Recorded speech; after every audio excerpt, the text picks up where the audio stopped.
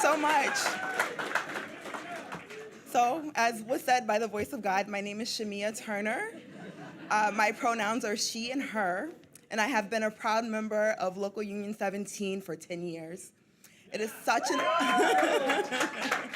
it is such an honor to be on the stage, but I would be remiss if I didn't acknowledge that there are so many others that I represent here today. Firstly, I represent my ancestors, especially my mother, who is an Army veteran and was widowed at the age of 28 and left alone to raise 3 young kids. I learned from her and all of my ancestors that when the collective imagination is so small for what is attainable, to stretch myself beyond what others think is possible. I represent the hundreds of people in the city who are looking for purpose in their lives, a way to provide for their families and to create the future for themselves, and found that solution in the Building Pathways pre-apprenticeship program. The path to success doesn't always look like a college degree. It could also look like a vocational technical education and a career in a union with great benefits. Yeah.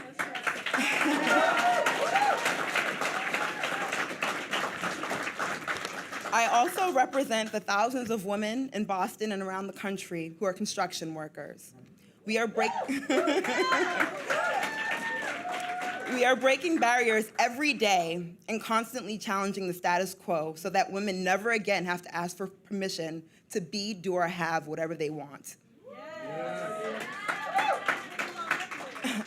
The work that we do, although it allows us to provide a decent life for ourselves, is not ultimately about us.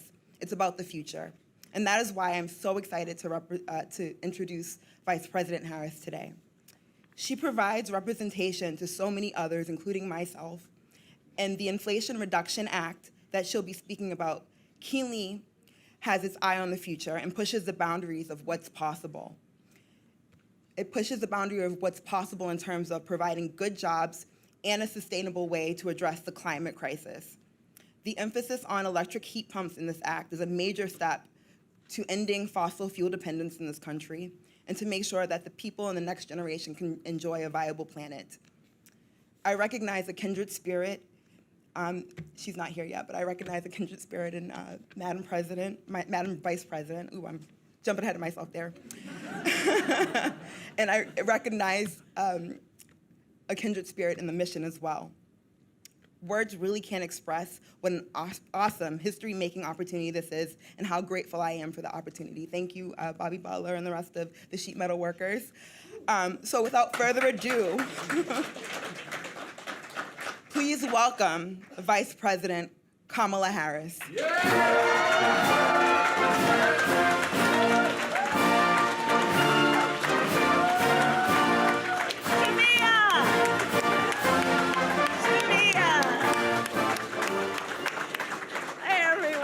Have a seat. Shamia, you represent the heart and soul of Local 17. I'm telling you, just the work that you've been doing, and I've read about your work. I've had some time to talk with you, and you really do represent the spirit of all that we're here to talk about. So thank you for that introduction and for all that you have done and have yet to do. Thank you for that. Well, it's good to be in the House of Labor. Thank you all very much, and it's good to be back in Boston. So I will say, first of all, that I wanted to say something about your Senator, Ed Markey. I served with Ed in the Senate for 4 years, the 4 years I was there, and he is always fighting for Massachusetts, always. I've been in those rooms, those small rooms when we would have, well, this is when we were in the minority, and we would meet for lunch, the Democratic caucus in the LBJ room, and it was just the senators, no press, nobody else was there. And Ed, in his great accent, and he has a bellowing voice, would stand in the middle of the lunch, everybody put down their forks and knives, here he comes. And he'd always talk about the working people of this state and the importance of fighting for them. It's good to be with you, Ed. Thank you.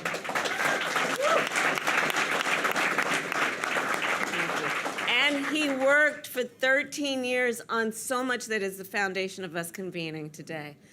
So thank you for that. I also want to recognize, of course, your representative, Ayanna Presley. Talk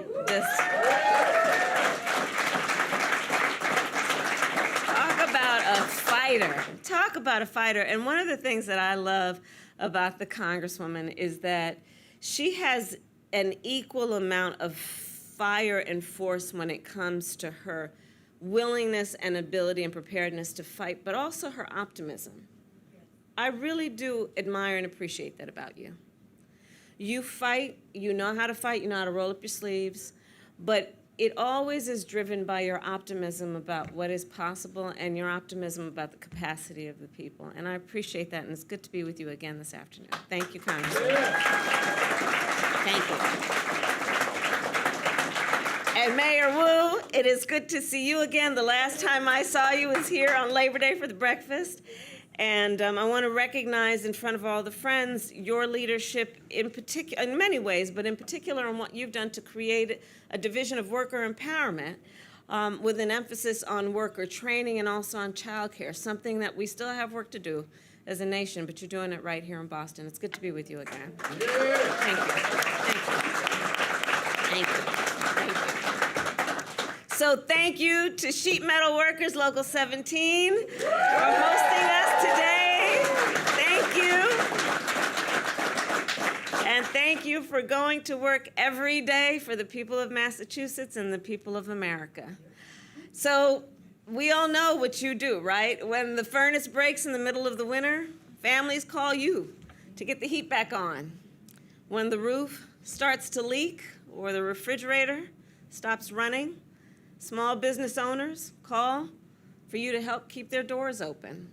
As bus drivers and train operators, all of that, you are the folks who get people to where they need to go and help them get through the day and through the month. And even in the rain and the sleet and the snow, and yes, I'm talking about sheet metal workers.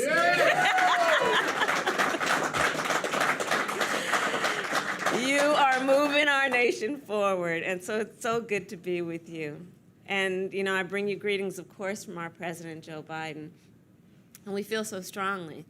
It is the work that we have all been doing together, fighting to build a nation where all people can succeed and thrive. That is some of the best work that I think can be done. We are fighting, of course, together to create millions of good-paying, good union jobs. Yes. To protect workers' rights, to expand American manufacturing, and to lower costs for American families. And the President and I continue to make lowering costs one of our highest priorities. We lowered the cost of health care by capping insulin prescriptions for seniors at $35 a month. And you know, for many of us, we've traveled around the country and we've met with seniors who have diabetes. And in so many cases, before this, had to be in a situation where they had to juggle whether they were going to fill a prescription that a doctor dictated because it would save their life, and juggle between whether they could afford to do that or pay rent or buy food. So this cap of $35 a month is going to be life-saving in addition to bringing down cost. And finally, we are so proud that we have been able to give Medicare the power to negotiate prescription drug prices against the pharmaceutical companies on behalf of 60 million Americans. And we passed a tax cut, not for corporations, but for parents, to give them up to $8,000 more in their pocket to help with the expenses of raising a child, of parenting our children, the cost of things like food and medicine and school supplies, up to $8,000 more in their pocket. Yes. We are also canceling student loan debt for millions of Americans, including 800,000 students and borrowers right here in Massachusetts. And help us get the word out, because here's the reality of it. For so many of these young people, these young leaders, there are those who couldn't even complete their education in these colleges and universities through graduation because it just got too expensive, and they still have the debt, even though they weren't able to graduate. So please help get the word out that even if they did not graduate, they are eligible for this debt relief of up to $20,000.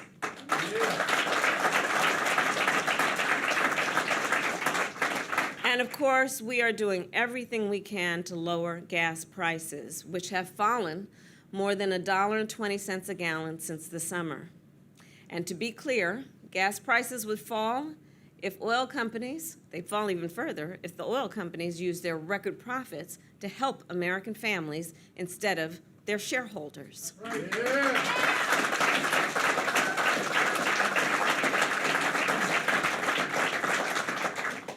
And finally, we are fighting together to lower home energy costs for families across the nation, which is the subject that brings us together this afternoon.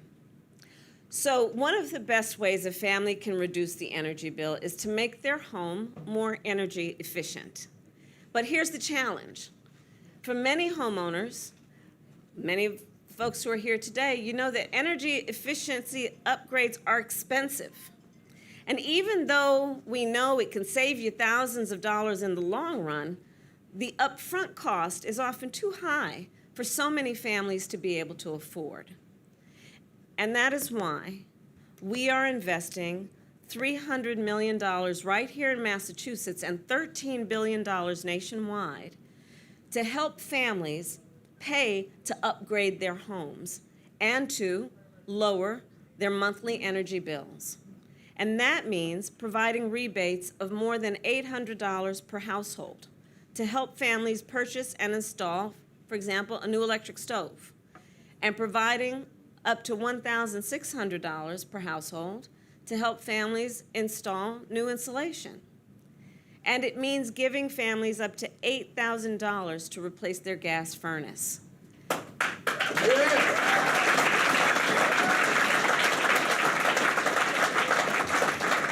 And to be clear, an electric heat pump is significantly cheaper to run. In fact, I've been looking at the diagrams in the back hall of the HVAC system. It's really very intricate and requires an incredible level of education and skill. I have mad respect for those who are putting them together and installing them. But they are also more efficient in terms of energy bills, not to mention just a piece of art if you see the way that they work. So on average, families that switch to an electric heat pump can save up to $500 a year on their energy bill.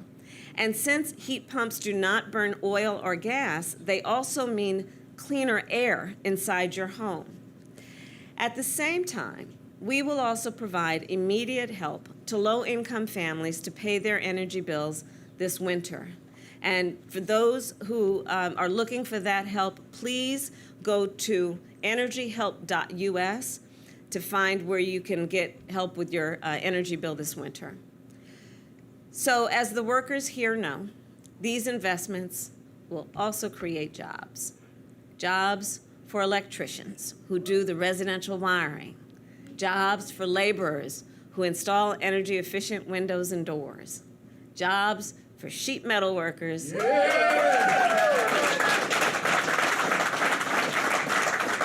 Who build and install electric heat pumps. Jobs for union workers who will be trained right here in this building.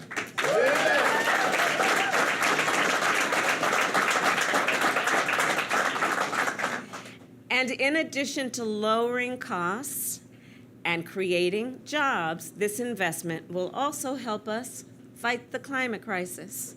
And again, Ed, thank you for the work you've done on this. Last year, President Biden set an ambitious goal. Our nation would cut our greenhouse gas emissions at least in half by no later than 2030, and by no later than 2050, we would reach net zero emissions. Today, I am proud to report that because of investments like this one, our nation is well positioned to meet those goals.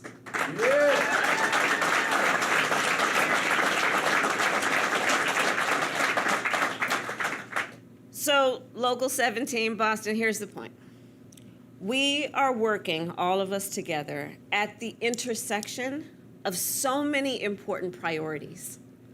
By helping families pay the upfront cost for energy efficiency upgrades to their homes, we are also lowering energy bills, bringing down household costs, creating jobs, and fighting the climate crisis. It's all connected. It's all connected with this effort. And it is helping us to build a nation where all people can succeed and thrive. So I thank you all for the work you have done. It is this kind of leadership and collaboration that will allow our nation to grow its strength, its prosperity, and its position of leadership around the globe. I'm very proud of what we are doing here, and I thank you for the hard work that went into all of it. May God bless you, and may God bless America. Thank you all.